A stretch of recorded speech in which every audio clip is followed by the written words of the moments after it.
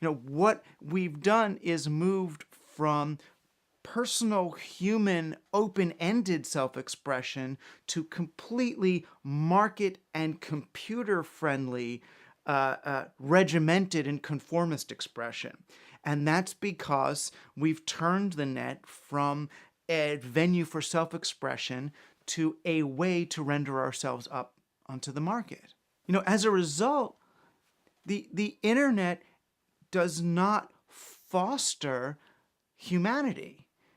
The internet is about human beings conforming to the needs of technology as understood by the market, rather than human beings getting technology to extend and express what it means to be a human being.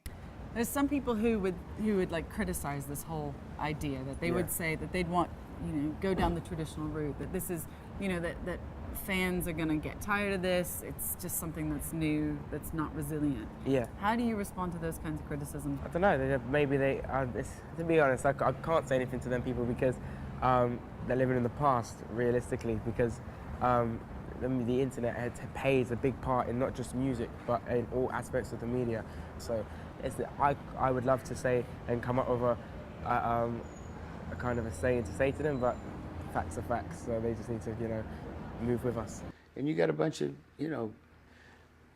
55-year-old greedheads that are up against 17-year-old electronic Hezbollah that they have seriously pissed off by their previous depredations on that community. So I mean, who's going to win that one? What we're trying to do is just provide the opportunities that didn't exist before, free opportunities for them to do so. I think that is what the internet is. What made it possible. I'm able to reach loads of people at one specific time quickly at the drop of a hat. We have, a factor of 100,000 times more people actually creating quality content than we ever had in the past. The human mind has its limitations, but we just think that humans are more likely to achieve their ultimate purpose, whatever that may be, if they have the capacity to completely explore the possibility space of what can be known. I think it's going to be pretty amazing to see how the next generation, I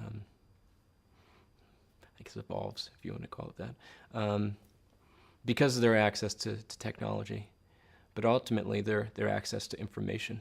That anybody anywhere may have access to anything that human beings do with their minds one day, because that capacity is being given us by the internet, and that can change everything.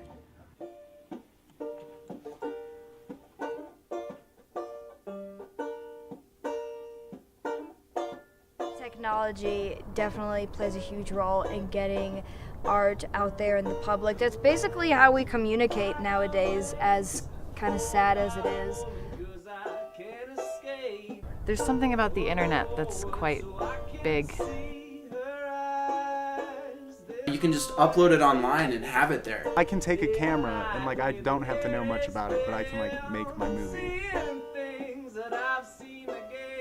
Because the internet is so accessible and everything goes to the internet, that is going to affect all art that's being made. We're just putting out as much as we can, and luckily we live in a time and age where we can do all the recording ourselves on really nice equipment.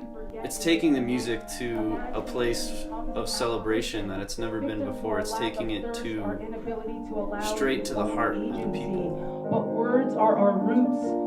Language is our tree. The texture that stories have the power to create is fucking limitless.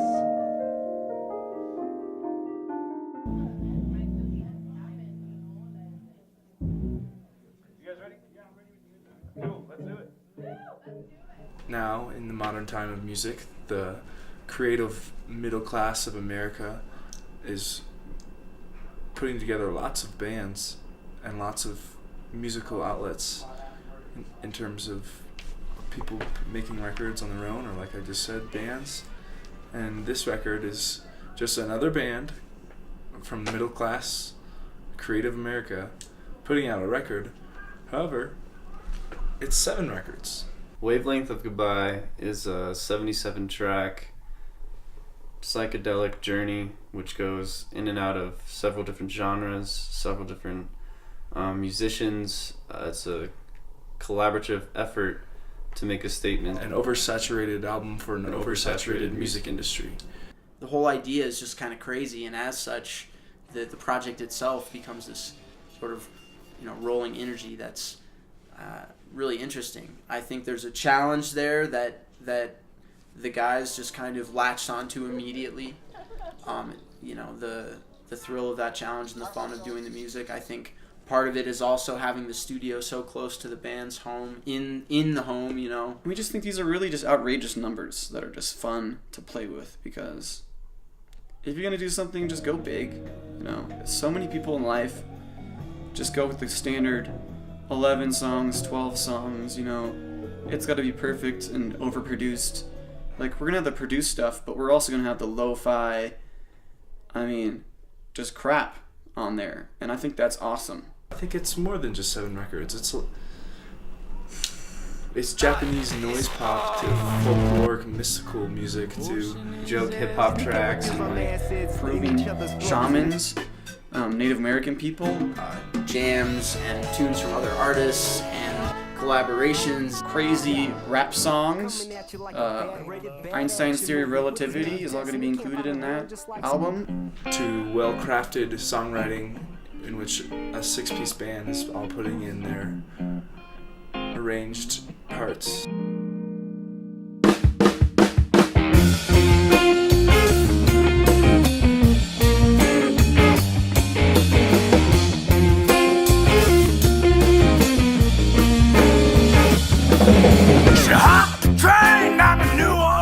The point being is not to release 7 albums worth of material, but all that material is pertaining to one idea. I think in many ways there's an element of really free artistic release with this project, because it's not an album in the traditional sense where it's conforming to a model, sort of. All these standards that people place on you are just absolute crap. Nothing that's revolutionary ever follows a certain mold. It breaks that mold. You gotta know the rules to break them, and that's kind of what we're going for. I want to record stuff that I've never heard before. I want to make music that makes me go, what the hell is that? The technology's made it all available, and all you need is a microphone and a computer, and you can make an album. You just have to have the soul. The internet has allowed, not just the internet, but the culmination of recording technology and data storage and the internet and all these connections and interactions has allowed a very new way to archive music, to listen to music. People will be putting out 70 to 100 track records in the future. This is not that crazy. So we can really come together and collaborate on, I guess the word would be refined, dynamic music.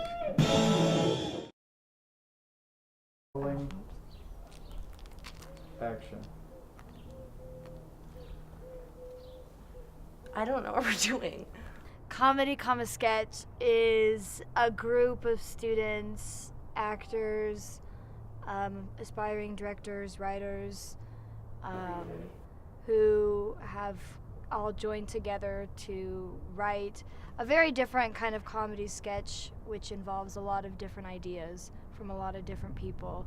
So basically everybody who's involved is very much involved with the whole project. I like to make movies, and right now I'm working on my senior thesis, which is an hour-long sketch comedy pilot, and it's basically a super collaboration between me and everyone else at this school. I'm working with Asher on a sketch show. I've been directing and acting in several of his shorts. I'm working as the visual director and cinematographer for Mick Bundy and for Ariane Booty. If they want to do a shot and it doesn't fit the script, then we'll do it both ways. And usually I end up using the way that they want because, the more input, the better, especially with comedy. Once I got the cast on the show, it evolved from my project to being a bit like something more than just my senior thesis. I think it's really cool that that everyone kind of gets a say in every aspect of the comedy, really. Everyone gets to like put in their 2 cents about what they think is going to be funny. It's been nice. It's been very collaborative. It's been fun. I think it's a magnificent example of what a lot of people can do working together over, you know, a good period of time on something that would cost a lot and would take a lot of resources, and it's being done in a really cool, kind of efficient way.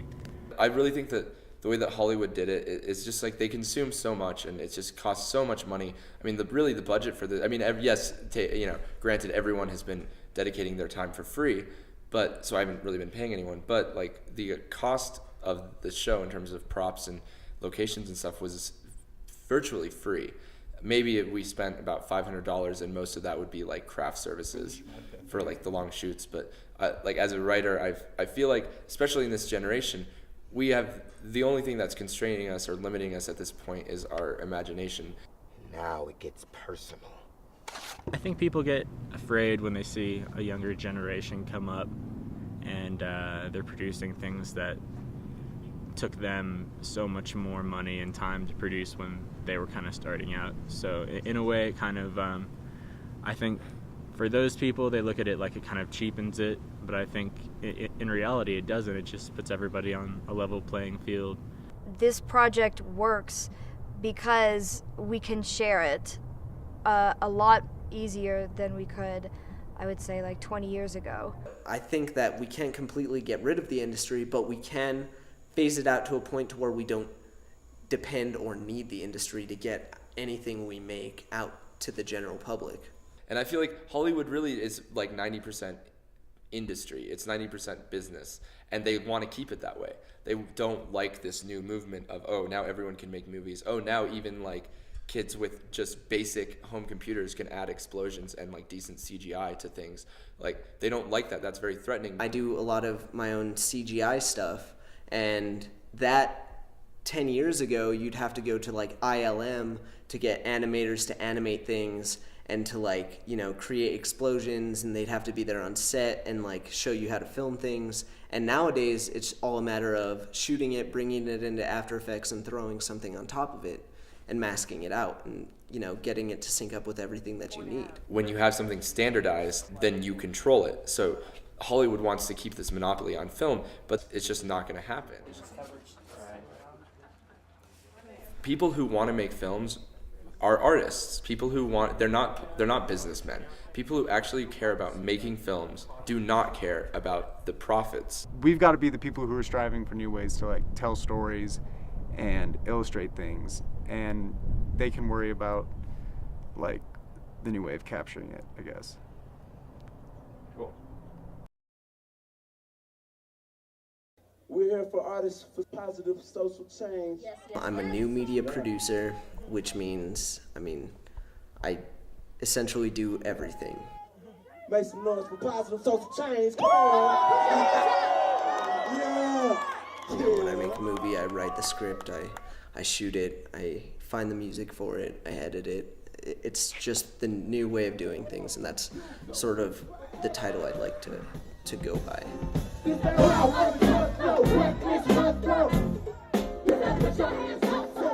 A lot of the digital forward movement has opened up new art forms. The variety of stuff we're going to be able to see is going to be greater.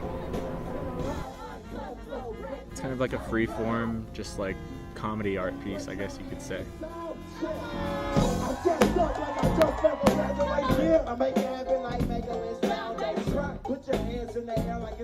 It's going to be presented as a live, moving projection art piece. I'm Hannah Ray Berry. I'm a body painter. It's wonderful, just working with bodies.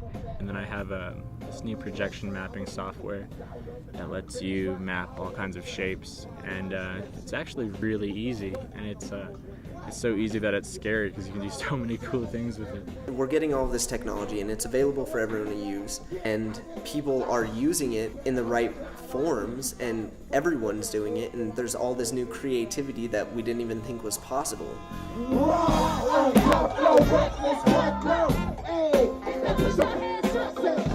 You really do have to compete with more people, and you have to have that much more of a unique voice to get noticed.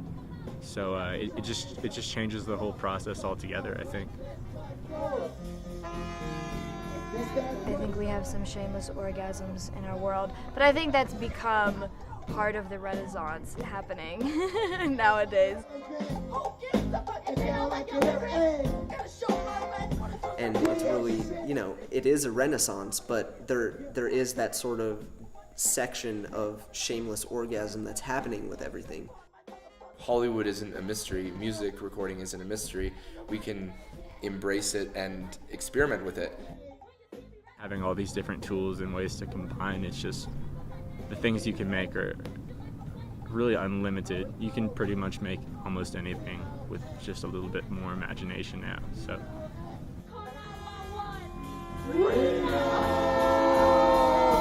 I don't know. Well, yeah, probably not an orgasm, but like it's probably going to be like seen as like a really like big time moving forward, you know? We're sort of the start of these crazy changes in technology and what that does to our art, and I think we're doing interesting things with it. I've seen a movie made, a bunch of clips, but an algorithm decides what the movie is, and that's like a whole new kind of realm of art, and it's just going to keep going.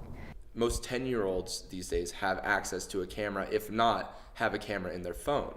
And yeah, they're probably not releasing material that's going to be groundbreaking, but they might find a love for it, and in 10 years down the line, they might have developed a skill set enough to do something crazy with it.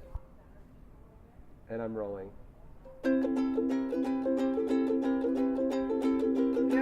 100 years from now, people will look back at this time as a spiritual renaissance and as an inner awakening of consciousness and mankind's ability to be aware and connected. There's going to be new ways of expressing ourselves that we can't even fathom at this point. It's going to be people masturbating through their music on stage for themselves, for the people. Like, it's going to be this cultural renaissance that brings a heightened awareness. I think it's going to open our eyes to a whole new world. I think it's going to make us realize that we haven't even come close to running out of things to do. We're in this, we're in the middle of it, and it's not stopping.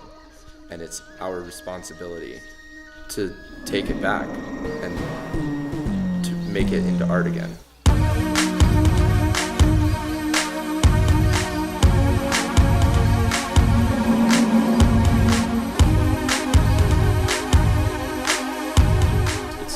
To be a release of energy, and where all that energy goes, it could be anywhere right now. Looking at where we are right now, it's so cool to me that as a band, you know, like Tantra Picasso, for example, Matt can build this studio and have so much going on in there, and that's happening everywhere around the globe. And it's like, go broke or go home, you know, you only live once, so it's like, why not try and do as much as you can. We live in a world where a 4-year-old could make a movie in a day. I could edit it for him, upload it, and 1 million people could see it within a week.